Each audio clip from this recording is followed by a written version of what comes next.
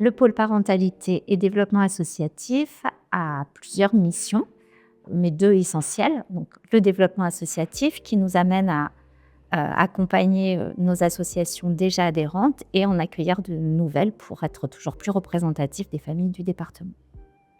La deuxième grande mission que nous avons en charge est la coordination et l'animation d'ateliers en direction des familles et de la jeunesse.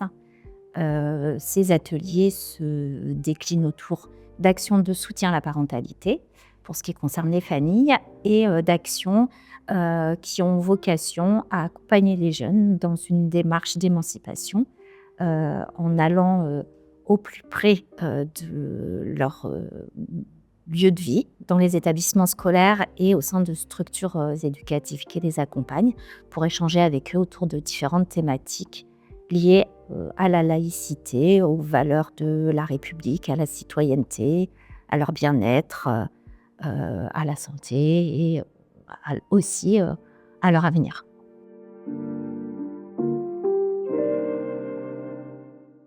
Donc, je vais vous présenter les ateliers parentalité que l'on mène dans mon service. Ils sont plusieurs. Ça fait un certain nombre d'années en fait qu'on intervient sur ce champ-là. On mène des ateliers qui s'appellent Papoto. Ce sont des ateliers pour les parents d'enfants de 0 à 6 ans. C'est pour des parents en situation de vulnérabilité, que ça soit financière, migratoire, enfin tout autre sujet de ce type, pour les accompagner en fait dans l'éducation de leurs enfants. Alors l'idée c'est pas de leur dire quoi faire, c'est de les accompagner en fait, de leur comprendre comment fonctionne leur enfant, de les aider à comprendre le développement et de leur donner tout un certain nombre d'outils pour qu'ils soient le plus à même de vivre leur parentalité de façon apaisée. Voilà. Donc ça, c'est les ateliers Papoto, mais ce que je viens de dire, en fait, ça vaut pour tous les autres ateliers qu'on peut mener. Alors, ces groupes de parole d'enfants dans la séparation constituent une action particulièrement intéressante pour les enfants que nous accompagnons, puisque une séparation est toujours vécue douloureusement, qu'elle se passe dans des conditions sereines ou non, pour l'ensemble des membres de la famille. Toutefois, les enfants sont ceux vers lesquels on se tourne peut-être moins spontanément pour leur proposer un espace de parole afin d'entendre leur manière de vivre ce moment de transformation dans l'équilibre qu'ils ont connu jusque-là. Donc, on mène aussi un certain nombre d'ateliers autour du numérique, sur l'usage responsable des écrans en famille. Les familles sont très demandeuses de ce type d'intervention, puisque les écrans sont vraiment au cœur des familles aujourd'hui. Elles font partie intégrante de nos vies.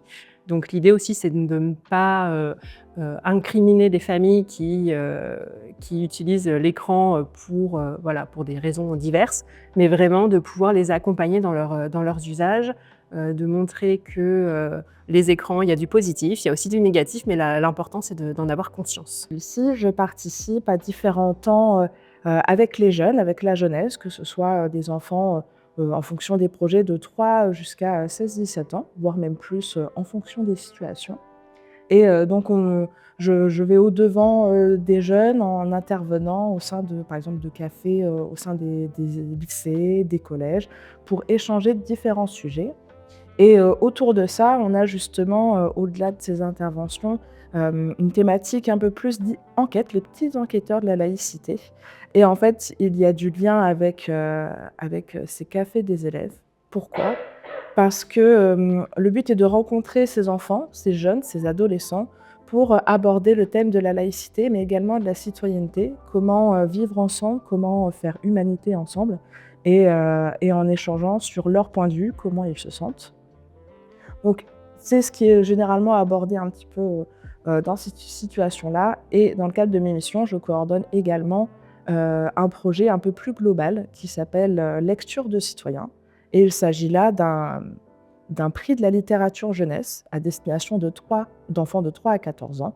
Et on fait du lien avec des thématiques telles que la famille, la discrimination, l'environnement. Et on permet donc aux enfants de faire du lien par la lecture, de se réapproprier le livre Au-delà des écrans ou au-delà de faire de l'échange autrement, on revient sur le livre.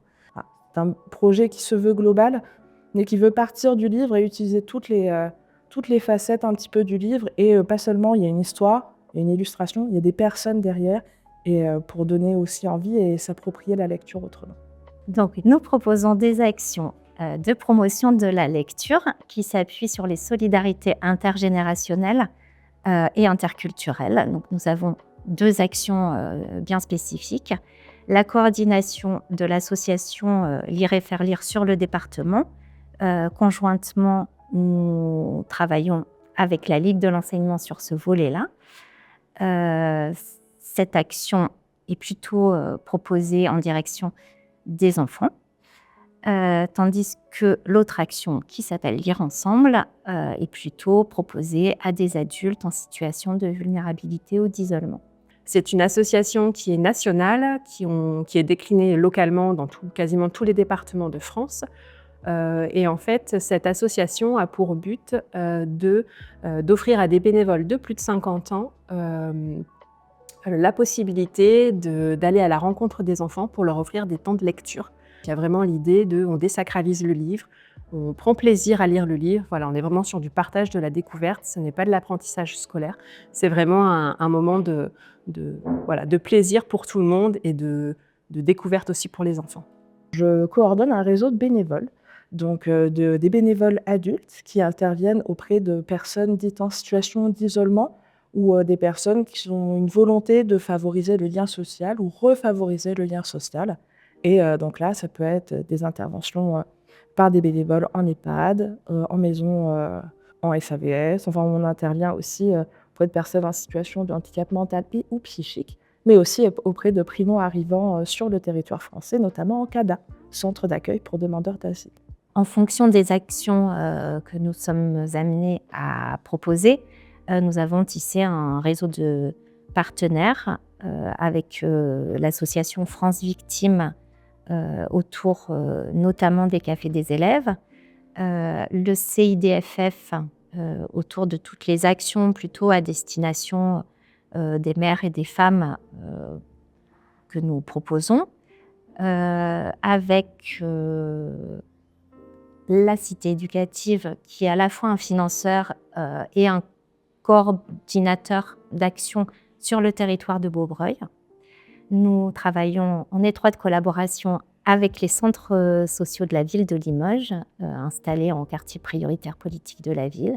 Et nous avons un excellent partenariat avec la déléguée à la politique de la ville, qui nous soutient à la fois sur un plan logistique et dans le cadre de financement qui nous permettent aussi de fonctionner.